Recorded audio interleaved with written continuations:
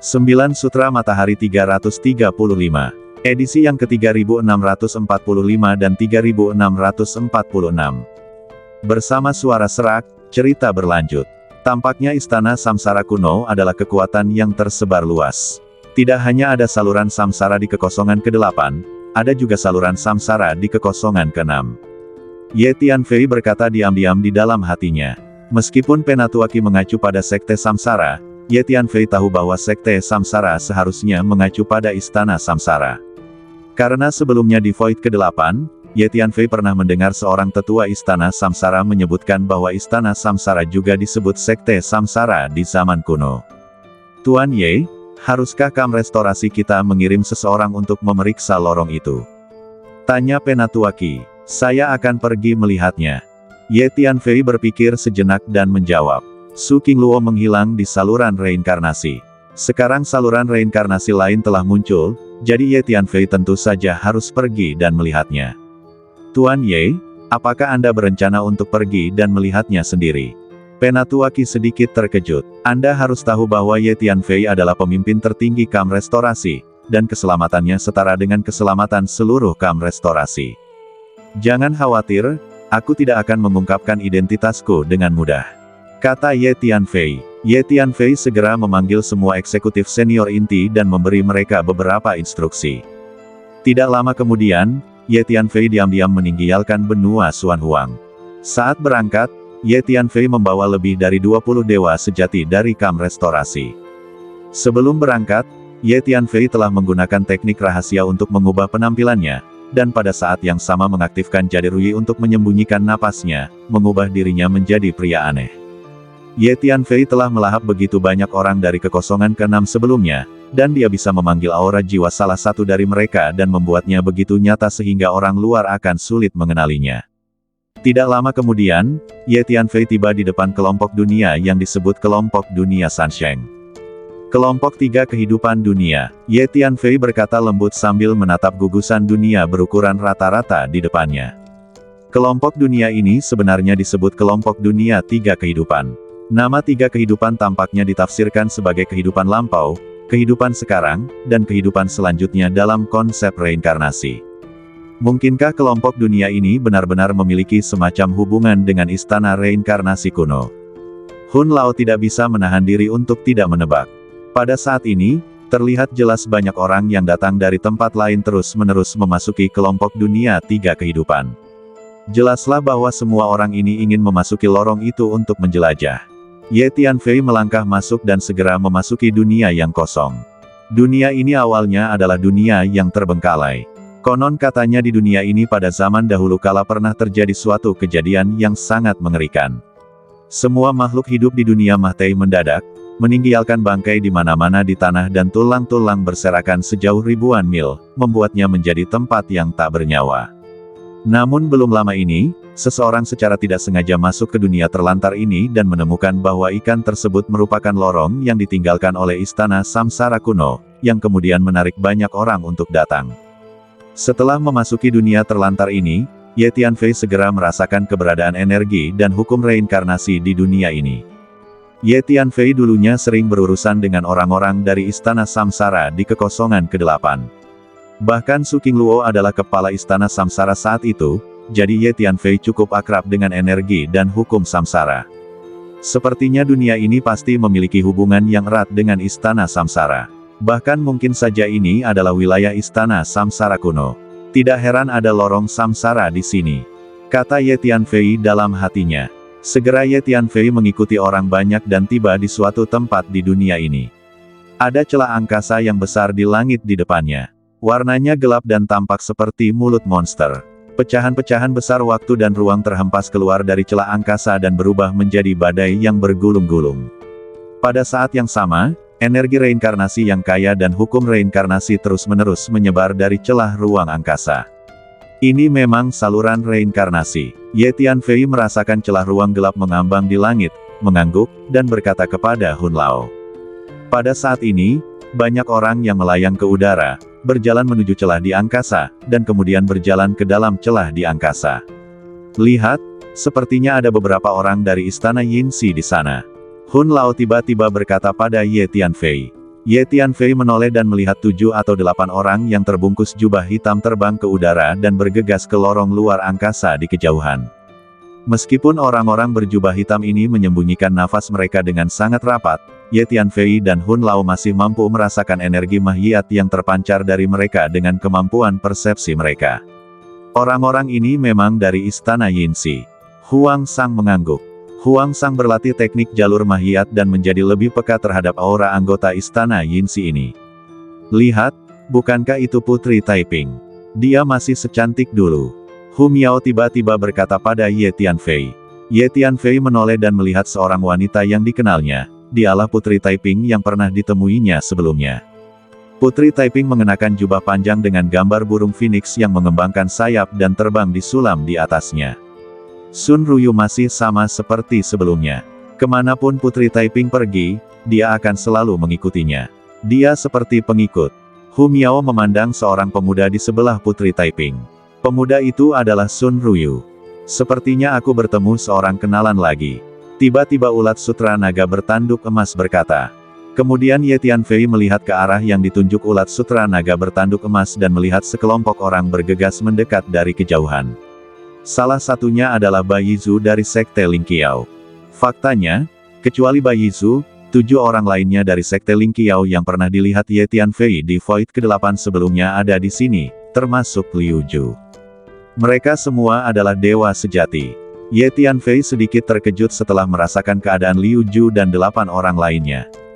Terakhir kali Ye Tianfei melihat Bai Yizu, dia masih dewa virtual, namun kini dia sebenarnya adalah dewa sejati utama. Orang-orang ini semua adalah murid inti Sekte Lingqiao. Sepertinya Sekte Lingqiao pasti telah menggunakan semacam kekuatan yang mendalam untuk memungkinkan mereka menerobos dan menjadi dewa sejati dalam waktu yang singkat. Ye Tianfei berkata diam-diam di dalam hatinya. Menurutku, orang-orang di sana pasti dari kubu Guardian. Sepertinya saluran reinkarnasi ini telah menarik banyak orang dari pasukan besar di Six Void. Hun Lao tiba-tiba berkata. Ada lebih dari selusin orang berguling di kejauhan, masing-masing dari mereka memancarkan aura energi yang kuat. Hal ini wajar saja, Sekte Samsara merupakan kekuatan yang sangat kuat di zaman dahulu. Konon, Sekte Samsara juga bertugas untuk melakukan reinkarnasi dan sangat misterius. Sekarang lorong yang ditinggalkan oleh Sekte Samsara tiba-tiba muncul, tentu saja semua kekuatan besar akan mengirim orang untuk menyelidikinya. Kata Ye Tianfei. Kemudian Ye Tianfei melesat ke udara, tiba di celah gelap di angkasa, dan langsung masuk. Begitu masuk, Ye Tianfei menemukan bahwa di dalam lorong itu terdapat energi reinkarnasi yang lebih kaya dan hukum reinkarnasi yang lebih maju. Ini adalah bagian yang relatif lebar. Meskipun banyak orang yang memasukinya saat ini, tidak terasa sesak sama sekali. Berjalan di lorong itu seperti berjalan melewati satu demi satu istana bawah tanah yang besar. Setelah memasuki lorong itu, saya berjalan selama 2 atau 3 jam tanpa menemukan apapun. Pemandangan yang kulihat dimanapun aku pergi hampir sama. Selain sangat lebar, tidak ada hal lain lagi tentang lorong ini. Ada atmosfer kuno di udara, dan itu tampak seperti lorong yang telah ditinggalkan untuk waktu yang sangat lama.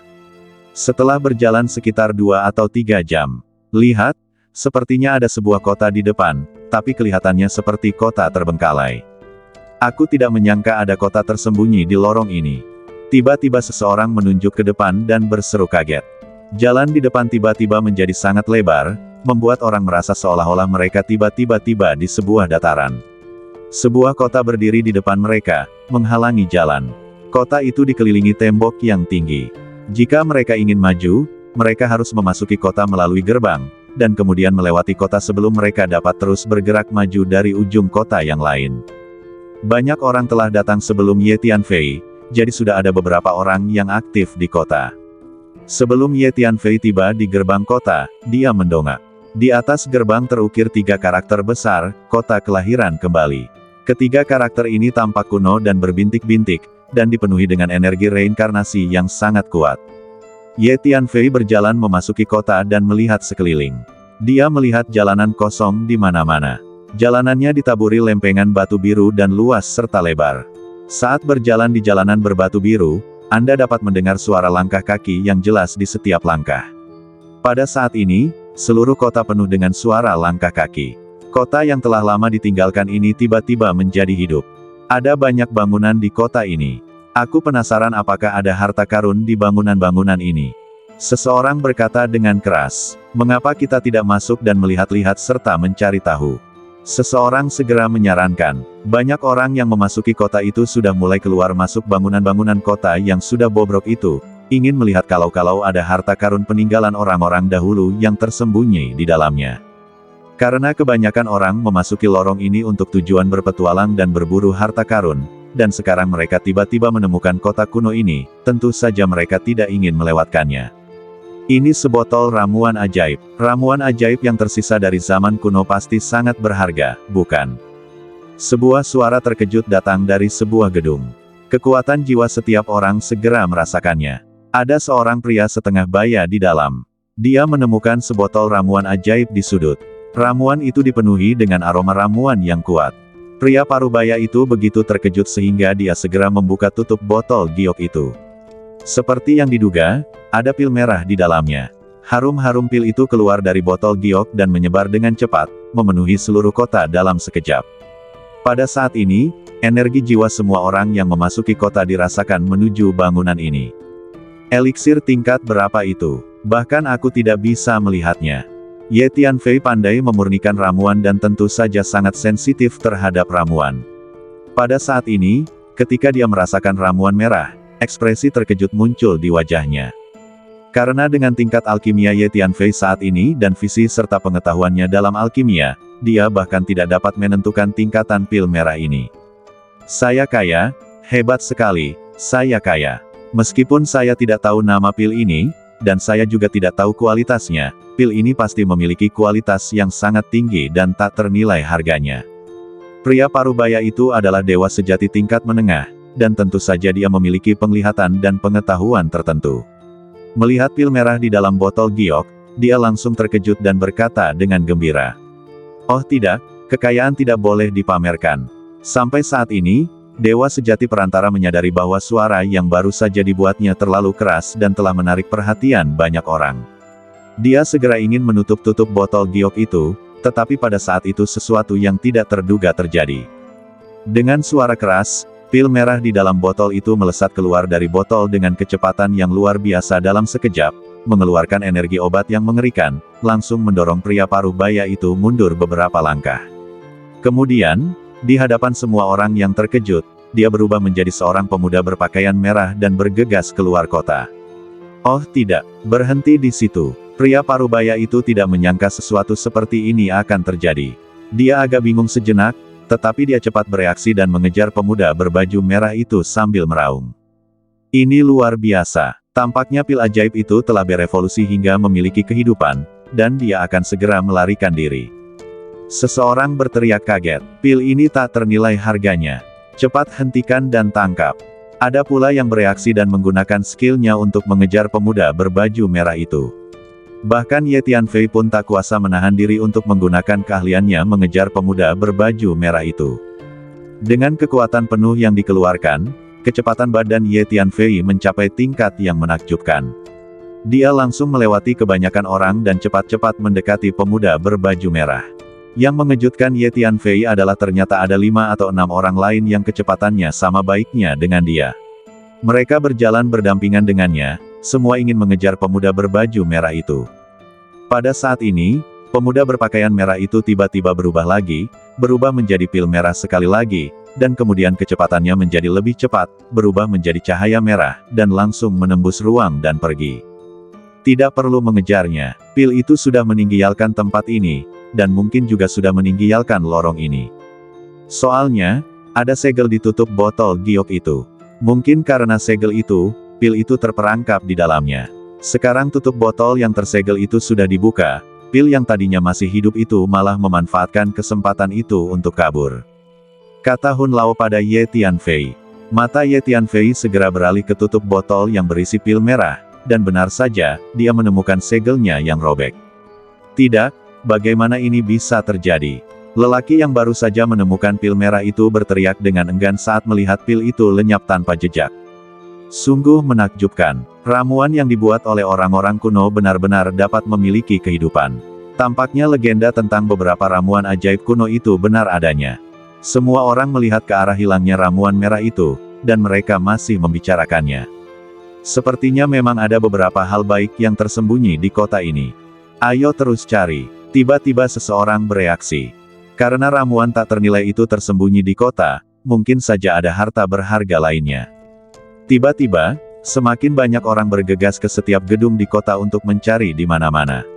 Bahkan Ye Tianfei tidak dapat menahan diri untuk tidak bergabung dengan tim, terus-menerus masuk dan keluar dari satu gedung ke gedung lainnya. Setiap bangunan di kota ini terlihat sangat bobrok. Bangunan-bangunannya hancur baik di dalam maupun di luar. Beberapa bangunan mulai runtuh, dan sebagian besar barang di dalamnya telah membusuk. Sungguh sial, aku menemukan lebih dari selusin botol pil obat di sini. Kupikir aku menemukan sesuatu yang bagus, tetapi semuanya berubah menjadi abu begitu aku membuka tutupnya. Seseorang menemukan lebih dari selusin botol giok di salah satu bangunan. Dia membuka semua tutupnya dengan terkejut dan mendapati bahwa memang ada sejumlah besar pil obat di dalamnya.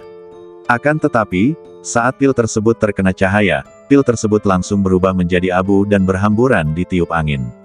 Pria itu begitu marah hingga dia terus mengumpat. Ada 5 atau 6 senjata ajaib di sini, yang terlihat seperti prajurit Tao di tingkat dewa sejati. Hahaha, hebat sekali. Tiba-tiba, suara tawa yang tak terkendali datang dari sebuah bangunan di kejauhan.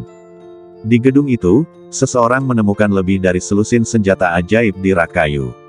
Semuanya adalah senjata Tao pada tingkat dewa sejati. Dia tidak dapat menahan tawa bangganya. Akan tetapi, saat tangan laki-laki ini baru saja menyentuh para prajurit Tao itu, para prajurit Tao itu hancur berkeping-keping saat disentuh dan berubah menjadi tumpukan pecahan senjata sakti, kehilangan seluruh kekuatannya. Sungguh sial, semua prajurit Tao tingkat dewa sejati ini telah disingkirkan. Pria itu mengumpat sambil menggertakkan gigi karena kecewa. Bagaimana ini bisa terjadi? Secara logika, prajurit Tao di level dewa sejati bisa bertahan hidup dalam waktu yang sangat lama, tetapi sekarang semuanya telah hancur. Tampaknya esensi energi di dalam diri mereka telah hilang dan hancur total. Ini hanya bisa berarti satu hal, yaitu, prajurit Tao di level dewa sejati ini telah berada di sini terlalu lama dan telah hancur total oleh energi waktu dan hukum waktu. Kalau begitu, waktu kota ini ditinggalkan pasti sangat lama. Seseorang tidak dapat menahan diri untuk tidak berkata dengan kaget.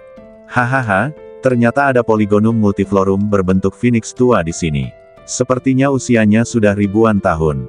Ya, bahan obat semacam ini sudah sangat langka, dan yang setua itu bahkan lebih langka lagi. Yang lebih langka lagi adalah Polygonum multiflorum berbentuk phoenix ini terawat dengan baik dan memiliki kekuatan obat yang kuat. Kita kaya, sangat kaya. Tiba-tiba, suara tertahan datang dari sebuah istana melingkar. Meskipun suaranya sangat kecil, banyak orang di dekatnya masih mendengarnya. Apa? Polygonum multiflorum berusia 1000 tahun. Setiap orang yang mendengarnya menunjukkan ekspresi serakah di wajah mereka, karena ini adalah ramuan obat yang sangat berharga dalam legenda. Orang itu sangat beruntung menemukan bahan obat yang sangat berharga. Ye Tianfei kebetulan berada di dekatnya dan mendengar suara yang datang dari istana bundar. Dia tidak dapat menahan rasa sedikit iri. Pergi saja dan ambil saja. Ulat sutra naga bertanduk emas itu meneteskan air liur dan berkata kepada Ye Tianfei. Lupakan saja, harta karun alam akan diperoleh oleh mereka yang memang ditakdirkan untuk mendapatkannya. Lagi pula, tidak ada dendam di antara kita, jadi tidak perlu merebutnya. Ye Tianfei berpikir sejenak dan menggelengkan kepalanya. Kemudian, Ye Tianfei terus mencari ke seluruh penjuru kota, tetapi peruntungannya tampaknya tidak terlalu baik dan dia tidak menemukan harta karun apapun. Karena banyak orang telah memasuki kota ini sebelum Ye Tianfei, sebagian besar bangunan di kota ini telah digeledah sejauh ini. Perburuan harta karun memang seperti ini, yang penting biasanya berada selangkah lebih maju, karena orang yang datang terlambat akan memiliki peluang yang jauh lebih rendah untuk mendapatkan harta karun dan peluang. Hei, sepertinya ada rumah harta karun bawah tanah di alun-alun ini. Tiba-tiba, seseorang berjalan ke sebuah alun-alun di sudut kota. Di alun-alun itu berdiri banyak pilar batu, yang masing-masing diukir dengan rune yang tampak misterius dan aneh. Terlebih lagi, setiap pilar batu memiliki warna yang berbeda-beda, berwarna-warni dan terlihat sangat aneh. Beberapa dewa sejati berjalan ke alun-alun yang dipenuhi suasana aneh dan melihat sekelilingnya dengan saksama. Lalu mereka menemukan lempengan batu lepas di tengah alun-alun. Lempengan batu ini tampak seperti pintu batu yang menuju ke istana bawah tanah di bawahnya. Ketika mereka membuka lempengan batu itu, pintu masuk terowongan gelap terlihat.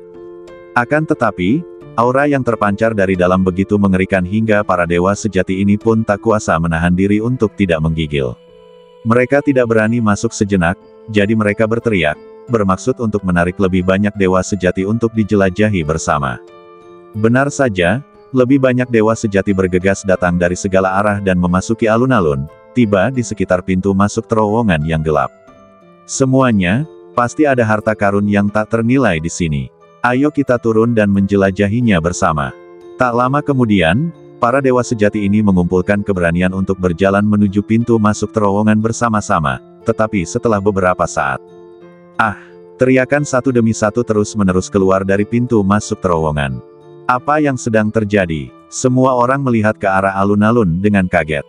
Oh, mengerikan sekali. Ada setan yang sangat menakutkan bersembunyi di sini. Tiba-tiba sesosok badan berdarah keluar dari pintu masuk terowongan. Ini adalah salah satu dewa sejati yang baru saja masuk. Sekarang seluruh pakaiannya telah terkoyak-koyak, dan sekujur badannya penuh dengan goresan berdarah yang mengerikan, seolah-olah seseorang telah mencakar sekujur badannya dengan cakar yang tajam, dan darah mengalir keluar dari dagingnya yang terluka. Cepat lari, dia akan mengejar kita. Pada saat itu, semua orang melihat setengah badan berlumuran darah mengalir keluar dari pintu masuk terowongan. Inilah badan bagian atas dewa sejati. Badan bagian bawahnya telah menghilang, dan organ-organ dalamnya berserakan di tanah. Lantai alun-alun juga diwarnai merah darah.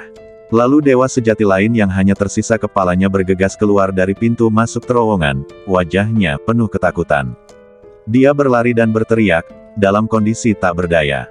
Ketika semua orang melihat pemandangan ini, mereka diam-diam terkejut dan pada saat yang sama menjadi lebih waspada. Sepertinya ada sesuatu yang sangat menakutkan yang tersembunyi di dalam terowongan itu. Semuanya, cepat lari. Aku curiga hantu reinkarnasi legendaris itu bersembunyi di sini. Dewa sejati yang baru saja lolos dengan hanya kepalanya yang tersisa berteriak dengan suara ketakutan. Apa? Hantu reinkarnasi legendaris. Semua orang merasa ngeri ketika mendengar teriakan ketakutan dari dewa sejati ini, dan beberapa bahkan tidak dapat menahan diri untuk berteriak keras. Benarkah ada hantu reinkarnasi seperti yang disebutkan dalam legenda? Bahkan Ye Tianfei sedikit terkejut. Bersambung.